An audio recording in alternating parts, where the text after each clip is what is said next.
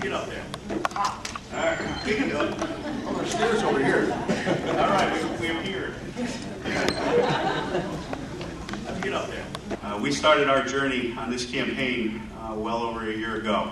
July 1st, 2009, I stood up and did a tour of the district, and I started our campaign to be the next representative for us here in the 29th Congressional District. A lot of people have asked me, why do you want to do this? And it fundamentally boils down to Autumn and Will, my 10 and 12-year-old over there. I look at a nation now that is on a path to an American bankruptcy. When we see a nation that is at $14 trillion in national debt, we see policies that are generating a budget deficit of $1.4 trillion on an annual basis. That is not sustainable. As a small business owner, I created 4 small businesses on my own. I know if you run that type of debt load, then your operations are not going to continue into the future. I'd like to thank St. Bonaventure for inviting us here tonight, to the Olean Herald, and to you, Dean, for making this debate possible. And I'd also like to thank everybody else for coming out and getting the chance to know us, to hear where we stand on the issues, and most importantly, to learn something about what I consider to be the most important choice this November. You see, our stances on the issues today are vitally important, but what's more important is our character. Being a congressman is about making tough choices, choices that are much wider than the 10 or 15 questions we're going to be asked tonight. And no one knows for certain what the issues of tomorrow will be. So while it's important to judge us on the challenges that we now face, it's as equally as important, if not more so, to understand how we're going to vote on the things that have yet to happen. Our country faces many problems, and there will be even more tough choices to make on the road to recovery. Tonight isn't just about the issues, but who you should trust to best represent the character of this district when those decisions need to be made. Whether you're a Republican or a Democrat or an independent, I think everyone can agree that our country right now needs leaders more than anything. Well, folks, after 9 years in the Army, I know something about leadership. True leaders do what's right over what's easy, and it's a person's character that shows them what's right. Get up there. All right, we can do it. But why are you running for Congress in a district that threatens to disappear in the next redistricting? Should the so-called Southern Tier District somehow remain largely intact, and if so, why? We're doing this because it's our obligation as citizens to leave it better than we found it. When I first got back from the war, my aunt Bonnie is sitting here tonight. She's a member of the Daughter of the American Revolution. My family's been here since the 1790s.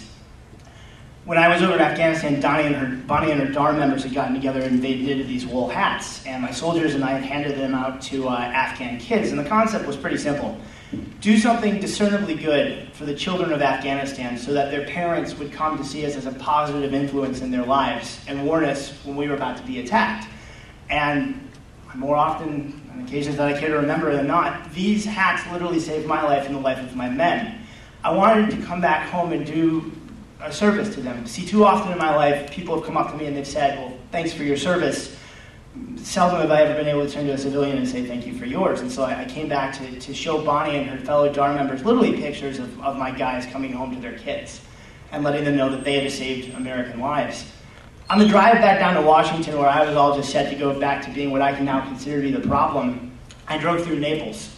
And Naples is a town that's almost 200 years old, and we have a wonderful thing about it there. It's called Grape Festival. It's a chance for our community to come together and celebrate our economy, our agriculture, and the things that bond us and unite us. And yet as I was driving through, I got profoundly concerned. You see, I started seeing all these going out of business signs. It was the height of the bank bailout. We had just handed $700 billion of your tax dollars to the banks. And the deal was simple. They were supposed to be lending it to small businesses to keep them going through the recession. And as clearly evidenced by the signs in the windows, they weren't doing that. And that's when I started realizing that my government was no longer responding to our needs. Now, I agree this is a Southern Tier seat. My family is sitting up there. We've been here for over 220 years. I'd love for this to continue to be a Southern Tier seat. Tom and I can answer this question in only one honest way, which is that neither one of us have any influence whatsoever on what is done on this process.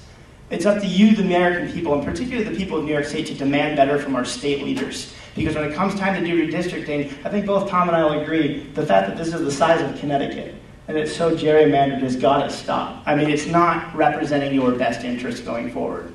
When we decided to run, the issue of redistricting was something that was being discussed even then.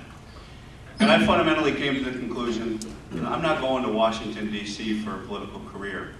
I will always live and I will end my days at 221 Washington Street in Corning, New York. That's the house my grandfather built back in 1922. That's where I'm raising my family, and that's where I will end my days. And that area always will have to be represented. So when people talked about redistricting and the concerns over redistricting, it was really going down to one simple thing to me. It was about, well, does that jeopardize my political career? Well, you know what? I don't care about a political career. I'm not committed to a political career. I view this as my public service. And to me, the 2 years, if that's what this district is represented to be, in that 2 years, there's a lot of good we can do. We'll get people back to work because we'll talk about the economy and we'll put in solutions and we'll put in philosophies, and I'm sure we're going to get into them tonight, that are going to put people back to work in our area. And that's what it's about, is turning the tide of America back to its greatness.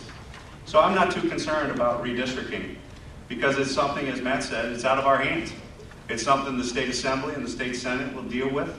It's something that is political in nature, but ultimately is based on numbers. And to me, I think what will happen at the end of the day is, based on those numbers and the political maneuvering, you're still going to get a district that is in the southern tier. We are a united front. You know, Amo is a strong supporter of our campaign. Amo has been a good friend, and I know he dealt with redistricting when he dealt with the issue when he was running towards his last term. And he put together a fight, and if many people in this audience may remember, where we had to sign the petitions and save the district campaign, we're going to do the same thing. Our voice can no longer be silent. You know, they played a game with us for the last 7 months without calling a special election so that we could have representation in Congress. Well, I'll tell you, when we get to Washington, that voice is going to be heard, and we'd be proud to be that voice. And when it comes to 2012, we're going to unite again, and we're going to save this district because this is home, and our interests are united, and we will lead and go forward. In the past, you've been critical of the stimulus funding Congress approved to try to pull the economy out of the worst recession since the Great Depression. Do you think the stimulus funding kept the economy from getting worse? And if you had a vote, would you have voted for the stimulus? I voted against the stimulus. And I will tell you that, in my opinion, the stimulus package did not work. It was additional borrowing, close to $1 trillion when it was all said and done, that was promised to us to be for shovel-ready projects, shovel-ready operations. And look at what history has shown us. The bureaucracy at the state level and then the federal level, there was no such thing as a shovel-ready project to them. And none of that occurred. And to me, it's a wrong philosophy. I come at this issue, when it comes to the economy, with a firm commitment and a philosophy that the government cannot and does not have the power to create jobs. Government can create an environment upon which the private sector can be unleashed in order for us to have long-term recovery and long-term jobs for the people of America. It is the private sector that must be relied upon, not the public sector. Ironic that you said you would have voted for the stimulus when you wrote a letter to Congressman Massa requesting funds. It's also ironic the fact that you said you'd vote against it when you took $1.2 million from the state of New York to refurbish a property that you personally own in the town of Bath. But then when it came time to vote for stimulus funds for Corning, I think around the terms of about $210,000 that would have put 300 people back to work as your last active mayor, you voted against it.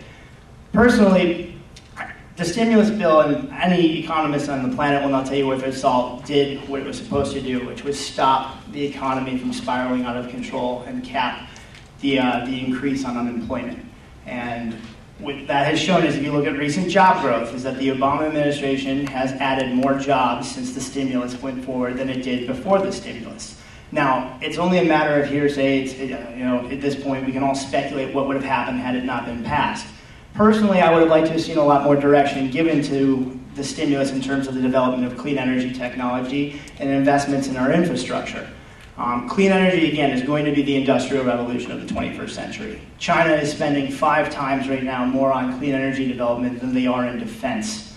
If we really want to get the kids in this room back to work, and I'm looking at you college kids, even the ones with the Reed t-shirts on, you're going to need to be employed in clean energy. We have to start meeting the demand that the rest of the world is putting out there for us. These products have yet to be created. This was a wonderful opportunity for government to have actually put that incentive forth. It's something I criticize the Obama administration for not doing. I wish they would have shown some leadership and actually said, you know what, we're going to spend this money to specifically develop this industry, just like we did when we decided to create an aerospace industry in this country in the 1950s and help folks like General Electric develop the jet engine, which we all currently benefit from. President Obama wants to extend the Bush tax cuts, except for the top 2% of the winners.